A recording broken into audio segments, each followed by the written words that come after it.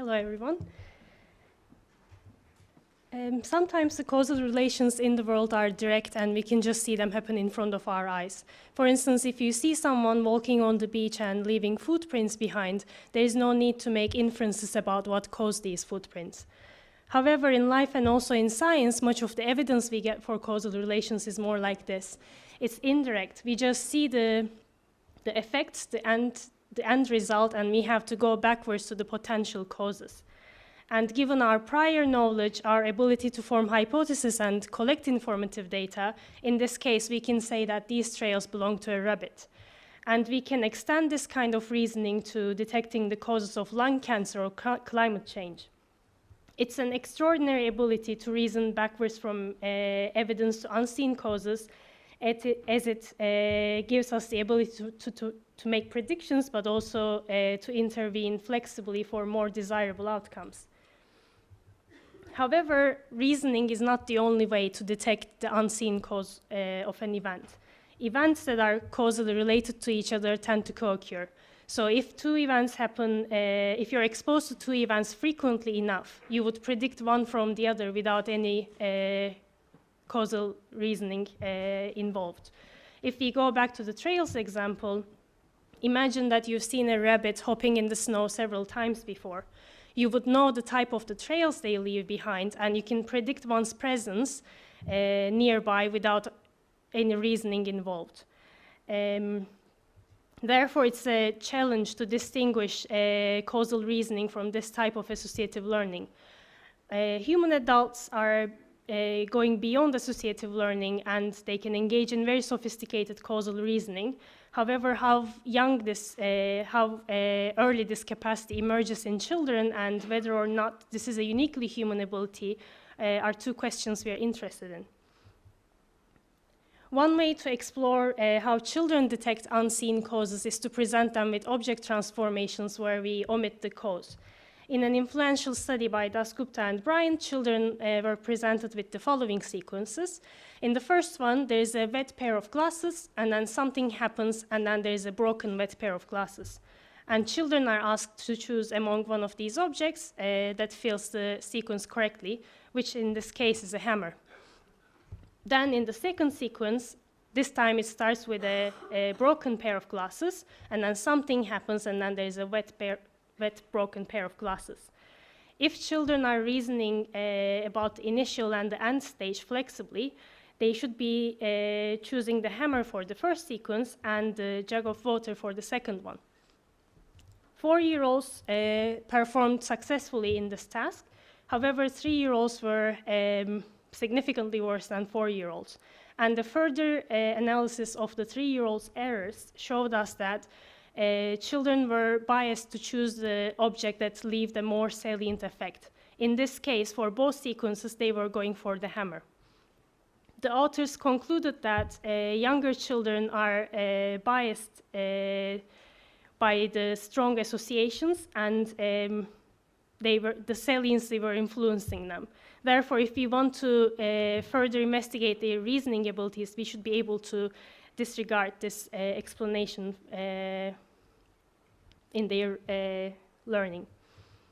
From an evolutionary point of view, our question is, did this ability suddenly emerge in humans or apes, or can we find the precursors of this ability in other primates, such as monkeys? In unstable and challenging environments, it would also benefit the animals to detect unseen causes, to locate food, or to avoid predators. However, whether non-human primates can go beyond associations and engage in inferential reasoning is a debated issue. With the capuchin monkeys, the diagnostic reasoning studies used auditory cues as indirect evidence, and the results are contradictory. Some of them show evidence for some reasoning in monkeys if they are exposed to the stimuli before, and some of them show that they've been solving these tasks by learning associations.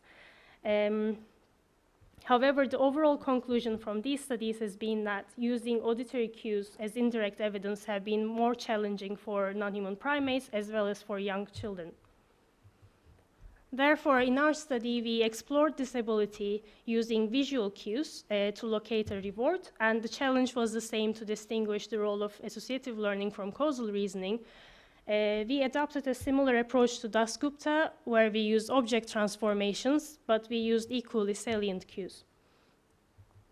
Now I will talk about our experimental design. Our experiment consisted of 3 phases. The first phase is the warm-up, where I have 2 cups, and then I cover the cups with foil, and behind the barrier, I hide a sticker in one of the cups. And this is the end result. The foil covering the blue cup is now ripped, hence the sticker should be in the blue cup.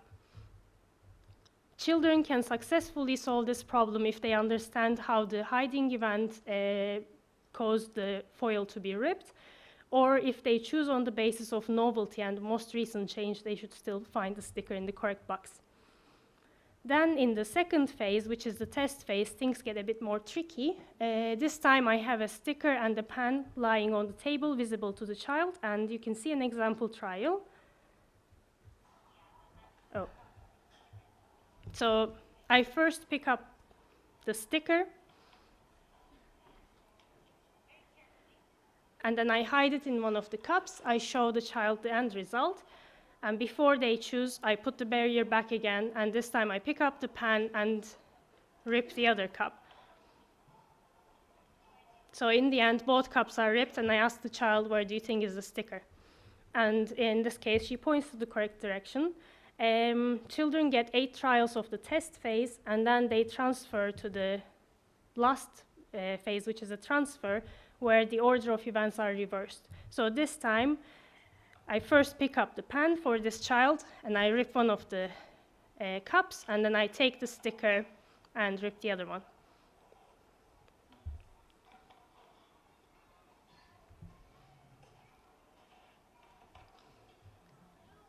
Children also get 8 trials of this one.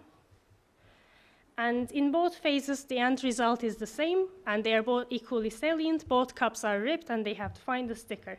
So our hypothesis is that if subjects inferred the cause of the ripped foil, they should search in the correct box, regardless of the order of events. However, if they used an arbitrary rule instead in the test phase, such as choose the most recently ripped foil or the first ripped foil, then we reasoned that they should make errors when we change the order of events in transfer. I tested 68 3 to 5-year-old children. Half of them got sticker pen as test and pen sticker as transfer, and the other half got the reverse order. Age and gender was split roughly equally across these conditions. So they started with the warm-up, where I hid only 1 sticker, and then moved on to the test phase if they passed it. They got 8 trials, and then they got 8 trials in the transfer with the reverse order. The criterion to pass the warm-up was to get 2 consecutive trials correct, or to get 4 out of 5 trials correct, and otherwise they were considered dropouts. And as you can see in this case, most of the dropouts were 3-year-olds. Of the 68 children, 64 of them passed the warm-up within 2 trials, and 4 of them needed 5. And now the main results from the test and transfer phase. We predicted performance with trial number, age, sex, phase, and trial type, and we found a significant effect of age. The light blue indicates test performance, and the dark blue indicates transfer. And there was a significant difference between all age groups. 5-year-olds performed the best, followed by 4-year-olds and then 3-year-olds. And when we looked at their performance against chance level, we saw that 4 and 5-year-olds were significantly above chance in both test and transfer, whereas 3-year-olds were above chance level in test, and they failed the transfer.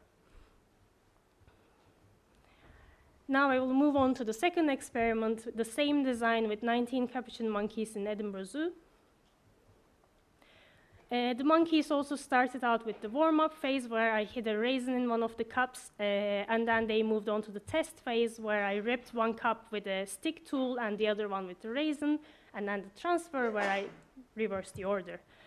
The criterion to pass the warm-up and the test was to reach 14 out of 16 trials, or they got 10 sessions in total. And in transfer, they only got 2 sessions, which is 16 trials. And when we analyzed the results, we focused on the last 16 trials of the test phase, because we were interested in how the monkeys were performing from test to transfer. We wanted to take their best performance in test. We ran the same model with the monkeys. Sex and trial type were significant predictors. Males did better than females. And on the left-hand side of this graph, you can see their performance in test and transfer.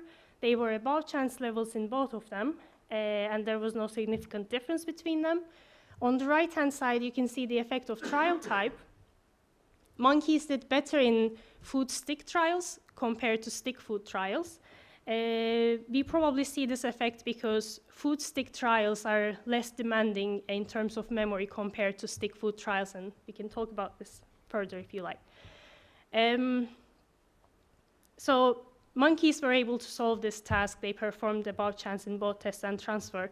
However, is it possible that they use an arbitrary rule instead, such as focus on the change after the experimenter picks up the reward and ignore everything else? So in order to answer this question, we ran a follow-up where instead of covering the cups with foil and ripping them, this time I covered them with white paper. And when I baited one of the cups or touched the cup with a stick, I replaced the white paper with a black zigzagged paper. So this time the cues were arbitrary. The question we wanted to answer was, did the monkeys see the change in foil as the predictor of food, as in associative learning, or as the effects of food hiding, as in understanding something about the causal relations? And if it was the first case, then we would expect them to do equally well and above chance levels in this case, or if it's the other case, then we would expect them to do worse in this one. And this procedure was exactly the same as before. Here you can see an example trial of the pattern follow-up. You can't see. So yeah, in this case, both cups were covered with white paper, and I first pick up the raisin, I hide it in one of them, and I replace the white paper with a black zigzag paper, and then I show the end result, and then pick up the stick and change the other cup's paper with the black zigzag paper. So in the end, both of them are black zigzag papers, and they have to find the raisin. We ran the same model as before, and this time none of the predictors had a significant influence on performance. Moreover, the monkeys performed at chance level in both test and transfer, although there were some individual differences here. So when the cues were arbitrarily related to the location of the reward, the monkeys could not solve the task. To conclude, we found evidence that by 4 years of age, children can flexibly use object-object and spatio-temporal relations to detect unseen causes. And successful performance of the capuchin monkeys in the foil task, where there were real physical transformations and chance-level performance in the arbitrary task, suggests that they understood something about the object-object interactions. However, it's important to stress that unlike children, monkeys had multiple trials to learn the task initially before they transferred in the third phase. On the other hand, 3-year-olds were above chance in test, but at chance level in the transfer phase. So even if they learned something in the test phase, they did not transfer this knowledge later. There are 2 different ways of interpreting the difference we find between 3 and 4-year-olds. It's possible that 3-year-olds have fundamentally the same cognitive machinery as 4 and 5-year-olds. However, they are overwhelmed by tasks like these, where they have to imagine unseen events, and they have to keep in mind multiple pieces of information and integrate them together to solve the problem, because their executive functions are not well developed enough. So with some scaffolding, with adult instruction, or giving them multiple trials, we can help them reach their full potential. For instance, instead of asking children, where is the sticker, if I ask them, which cup did I rip with the sticker, and hence alerted them to the presence of a causal structure, they may have done better. Or if they got multiple trials like the monkeys did, perhaps they would start noticing the patterns and extract the more relevant information. The second interpretation is that this is going backwards from evidence to unseen causes is a late developing ability which is not yet available to young children nor to non-human primates. And what we are doing when we give them causal instructions or multiple trials is that we are bootstrapping their abilities rather than scaffolding them in such a way that we are giving them the resources that they do not yet have. So I think which of these interpretations better explain the difference between 3 and 4-year-olds is an interesting question and is open to further research. I would like to thank to my supervisors and funders and everyone for listening. Thank you.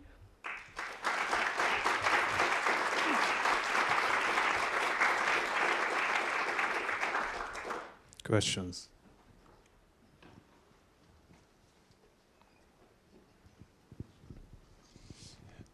Thank you. I was wondering, given the previous talk and the reference to the Sachs paper and also to the Muentner and Carey paper, it seems that there is evidence in young infants for the inference of hidden causes. So I was wondering whether that wouldn't point towards the first of your hypotheses and well, whether you considered that data. Mm-hmm. In this case, in these experiments that I'm referring to, the causal mechanism is completely hidden. For instance, when you're hiding a ball in under one of the towels, you get direct evidence that one of them gets bumpy.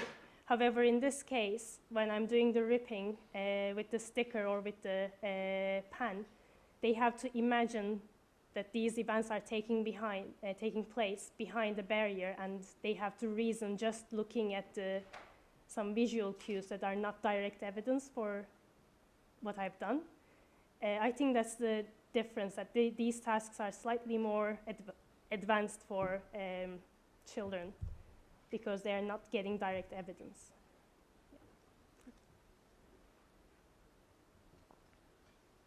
Hi there. I've got a couple of questions about the arbitrariness of the ripping. I'm assuming that when you rip the foil, there's a sound, and it would maybe be disorienting if there was no sound, and yet you presented a ripped foil. The other question concerns the nature of the tear itself, because you would think that a pencil and a sticker would produce a very different rip, whereas the tearing of the foil seemed rather arbitrary. And I wonder if it would matter whether the hole produced would be of relevance when they're seeking out the object. Sorry, can you ask the second question again? I couldn't follow. So the question is, depending on the object... Oh, I don't need to hold it. Oh, is red good? Okay, so I thought I had to hold the button all the time. I'm not very good with these things. And so the question is about the arbitrariness of the damage to the foil, because a pencil would produce a very different entry signal, if you will, than, say, a softer or a smaller object. And so that if you presented both at once and they prefer one of the objects, they should go for, say, the smaller tear than, say, the bigger tear, depending on the nature of the object and its causal force. Yeah, obviously I couldn't make the holes as similar as the same as each other, but with the pan, like you said, if I just poked it once, it would just make a small hole, but I was just poking it and like making a round hole to make it similar to the one when I ripped with the sticker. So I tried to keep that as similar as possible in both cases, and I don't think that they would choose one of them over the other based on the type of the hole. And your first question was the sounds. Yeah, they were also getting in the foil task. You're saying between the foil task and the arbitrary follow-up where there were no sounds, right? Right. So I just wondered if in the foil task, if you actually produce the stimulus without actually having the sound, so that you have in the foil caps that you replace, because they have the visual stimulus but not the corresponding sound. Mm-hmm. What that might do. I think the sound was actually even more helpful for children in terms of showing them that I was actually doing something physical behind the barriers and I wasn't just tricking them. So I would expect that to help to the children more than distracting them from the the main effect of seeing the holes. But yeah, you have a point. Thank you. Thank you very much. We have no more time for questions, so last talk.